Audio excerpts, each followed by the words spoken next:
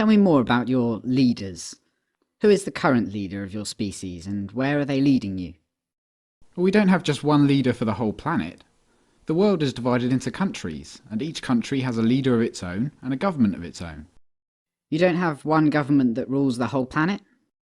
No, this planet is really big, and there are billions of people on it.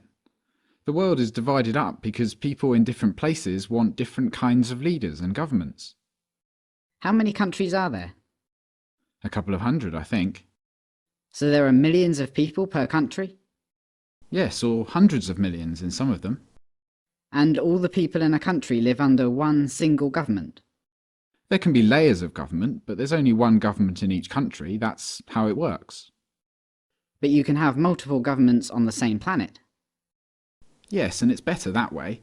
If you had a single government for the whole planet and it turned tyrannical, there'd be nowhere to escape to and no one to oppose it. And I wouldn't want to be ruled by a bunch of people living thousands of miles away on the other side of the planet. It's better having government more local, because then it's more accountable.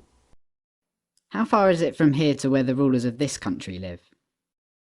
The capital of this country is hundreds of miles from here. So you don't want to be ruled by a bunch of people living thousands of miles away, but you don't mind being ruled by a bunch of people living hundreds of miles away? That's just how it is, I guess.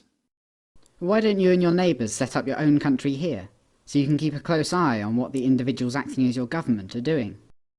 I don't think our government would allow us to do that.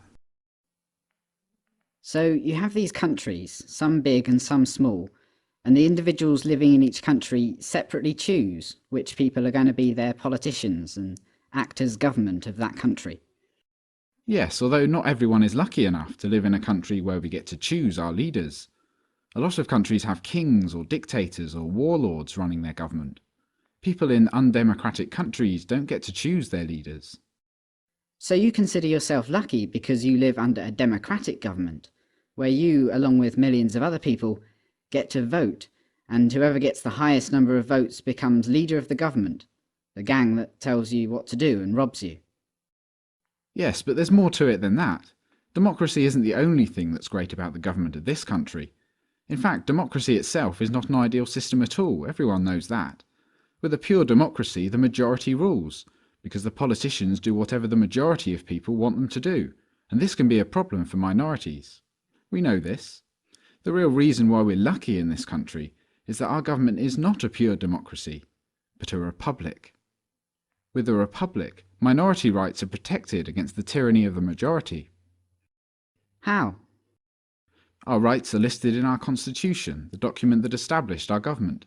It lays out how government is supposed to work. It says what government is allowed to do and what it isn't allowed to do. What does it say government is allowed to do? Government is allowed to collect taxes for things like national defence. Hold on. The Constitution says that government is allowed to collect taxes.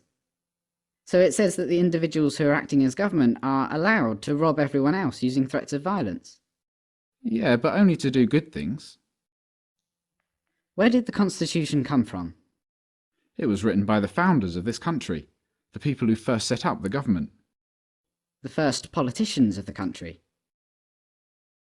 Yes. So a bunch of regular people just got together and wrote on a piece of paper that they're allowed to rob everyone else, as long as they call themselves government and call their robbery taxation.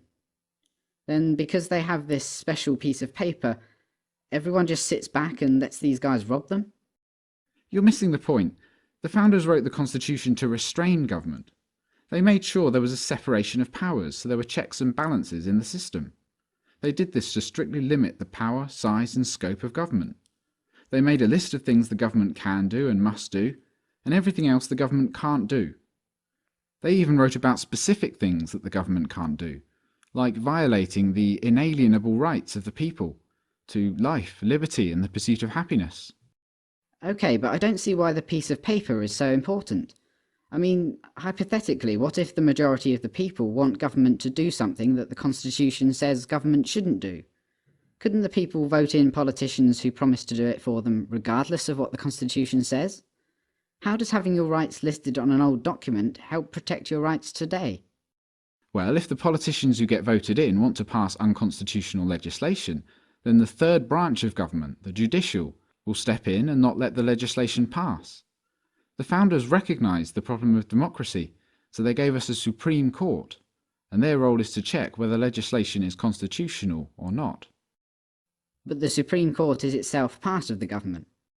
Yes, politicians get voted into positions in the executive and legislative branches, but the judicial branch is made up of judges.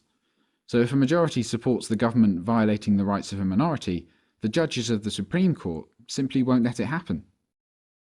Are these Supreme Court judges just regular humans? Yes. So how does a regular human become a Supreme Court judge? They are appointed. By who? The politicians. But then, what is to stop the democratically elected politicians just appointing judges who will allow their popular but unconstitutional legislation to pass? Well, they just aren't allowed to do that. By who? By the Constitution. The piece of paper? Yes, I admit it's not a perfect system. I suppose what you're saying could happen. Does the government of this country, which you consider yourself lucky to live under, ever do things its own constitution explicitly forbids? Yeah, a lot of things actually. The government is a lot bigger now than it was when the Constitution was written. The politicians pay lip service to the Constitution, but they trample over our rights anyway. What about the Supreme Court? I guess that system hasn't worked very well lately. Government does pass unconstitutional laws all the time. The separation of powers worked for a while though, it's not a bad system. Powers were separate? I thought you said that the powers were all in branches of the same government. Well, yes.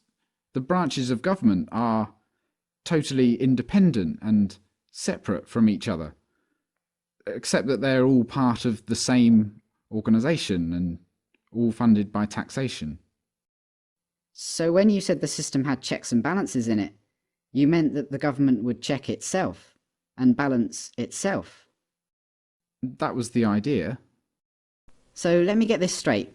A long time ago, a small bunch of regular humans had a meeting and created a document called a constitution that said that they can rob everyone else, millions of people, using threats of violence to make everyone obey their rules and commands.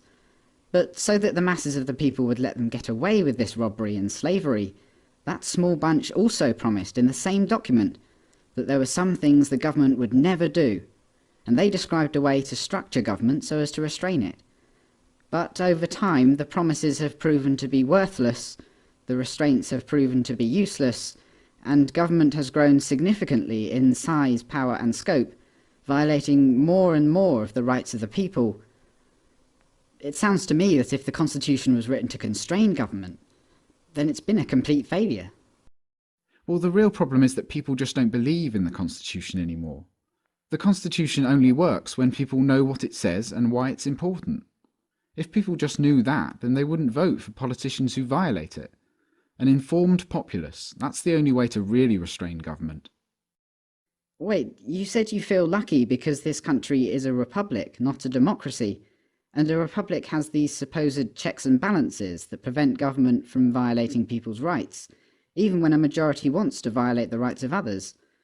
But now you're telling me a republic can only work if people refrain from electing politicians who will violate the rights of others in the first place. That's the same as a democracy. We're back to where we started. I see your point. Is there anywhere on the planet where government is, despite the imaginative labels, anything other than a gang of thieves and bullies? But there'd be chaos without government. I'm sure that's what they tell you.